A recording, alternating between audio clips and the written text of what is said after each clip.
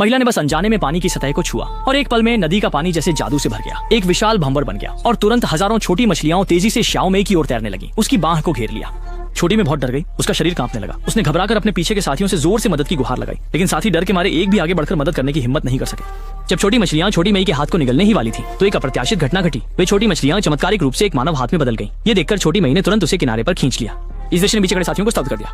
एक तुरंत बाद वे छोटी मछलियां फिर से एक छोटी लड़की के रूप में अद्भुत ढंग से एकत्रित हो गईं।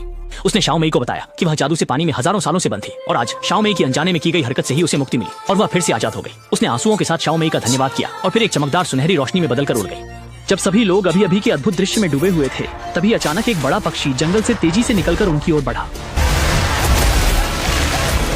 इस अचानक की स्थिति से डरी हुई शाओ मेई जल्दी से उठकर भागने लगी, लेकिन गलती से जमीन पर गिर पड़ी। वो सोच रही थी कि उसकी मृत्यु निश्चित है, लेकिन बड़ा पक्षी उसके सामने असाधारण रूप से शांत था, मानो उससे कुछ चाहता हो।